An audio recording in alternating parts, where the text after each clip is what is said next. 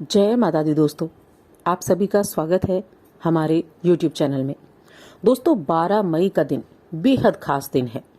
ये जो दिन है, अगर इस दिन आप कुछ एक ऐसा उपाय कर लें जो आपके लिए पूरी साल भर माँ लक्ष्मी की कृपा के बरसाने वाला हो, ऐसा ये शुभ दिन होने वाला है। क्योंकि इस दिन बहुत से ऐसे शुभ योग होने वाले हैं कि आपके कामकाज में 4 चांद लग जाएं, आपकी तरक्की में 4 चांद लग जाएं।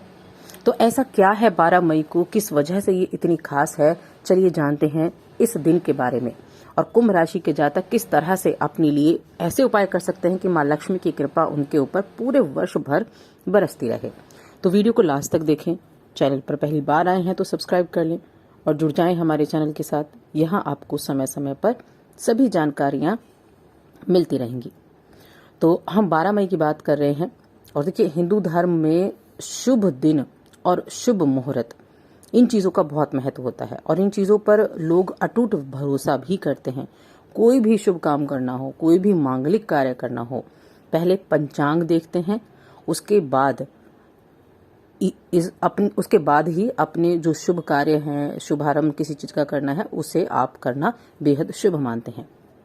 और इस 12 मई के दिन ऐसे ही कई शुभ योगों का संयोग बना है जो हर तरह से अनुकूल होने वाला है, जिनका उपयोग आप अपने शुभ और मांगलिक कार्य करने में कर सकते हैं। अपने इस 12 मई के दिन आप कौन कौन से योग हैं, क्या कार्य कर सकते हैं, किस तरह से आजीवन माँ लक्ष्मी की कृपा प्राप्त कर सकते हैं, चलिए जानते हैं कुंभ राशि के लिए।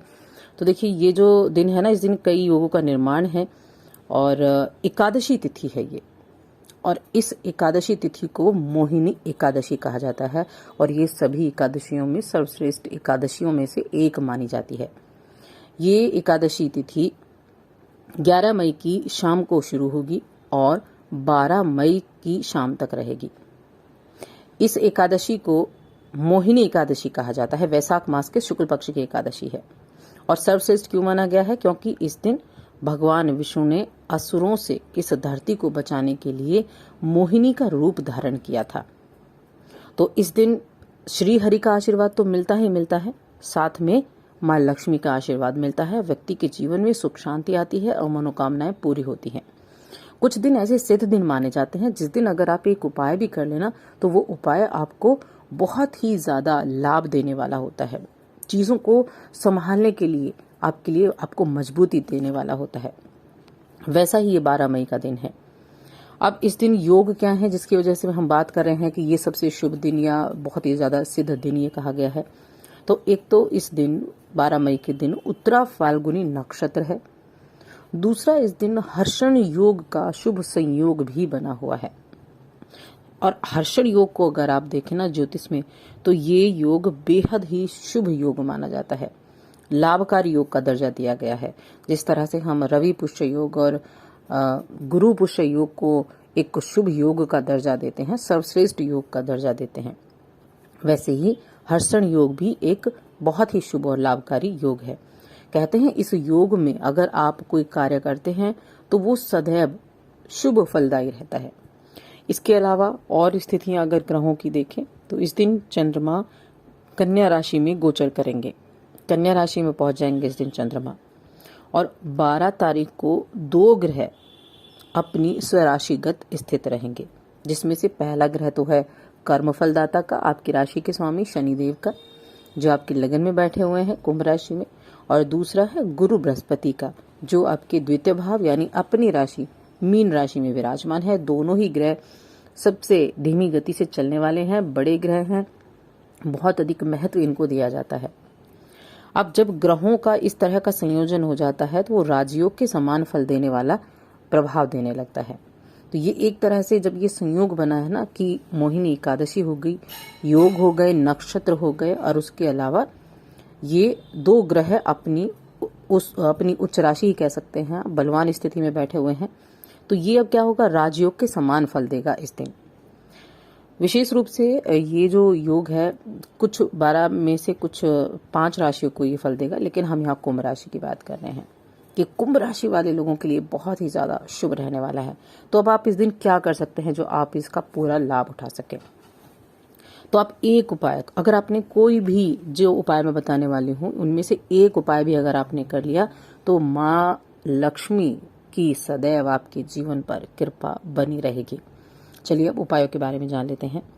तो देखिए, जब भी एकादशी तिथि हो तो उस दिन एक तो तुलसी का बहुत महत्व होता है। अब ये मोहिनी एकादशी मैंने बताया सर्वश्रेष्ठ एकादशी है, तो इस सर्वश्रेष्ठ एकादशी के दिन सबसे पहले तो आप तुलसी के सामने घी का दीपक जलाएं और 11 बार तुलसी की परिक्रमा करें इस मंत्र को बोलते हुए, ओम नमो भगवते वासुदेवाय नमः।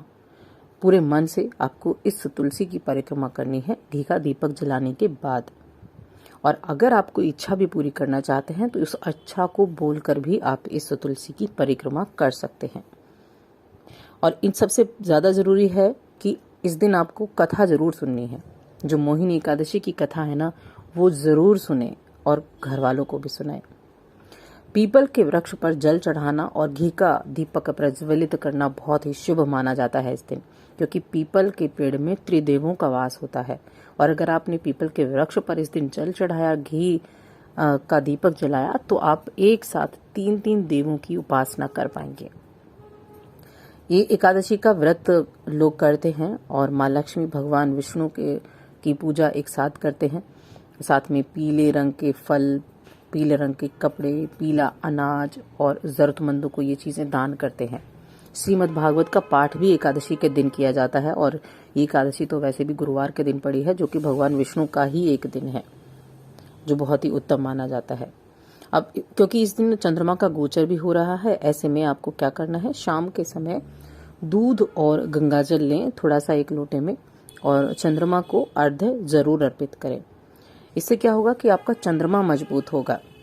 और किसी ब्राह्मण को आप कुछ ऐसी चीज दान कर सकते हैं जैसे दही दान करना, सफेद वस्त्र दान करना या घी दान करना, क्योंकि सफेद चीजों का ही दान करना है। सफेद चीजों का दान करने से आप कि जो चंद्रमा है वो मजबूत होंगे, और चंद्रमा मजबूत होंगे तो आगे तक इसका लाभ मिलेगा, क्योंकि आगे चंद्र ग्रहण भी आने वाला है। तो ये बहुत ही उत्तम उपाय है, इन उपायों को आपको जरूर करना चाहिए। भागवत गीता का पाठ अगर कर सकते हैं तो अच्छा है, घर में बैठकर ही आप अपने मंदिर के सामने बैठकर आप इसका पाठ कर सकते हैं, क्योंकि ऐसा दिन आपको बार बार नहीं मिलेगा जब माँ लक्ष्मी की कृपा आप पर हो सके। तो इस दिन का पूर्ण लाभ आपको जरूर उठाना चाहिए। और देखिए, कथा जो मोहिनी एकादशी की कथा है ना, वो आप जरूर सुने। सुबह स्नान आदि करने के बाद पूजा पाठ करें, भगवान विष्णु माँ लक्ष्मी की आराधना करें, पूजा पाठ करें, उसके बाद आप इस कथा को वहीं बैठकर सुने या आप खुद पढ़ सकते हैं। तो इस कार्य को जरूर करें आप। साथ में चैनल को सब्सक्राइब करें और हमारी इस वीडियो को ज़्यादा से ज़्यादा लाइक करें, शेयर करें।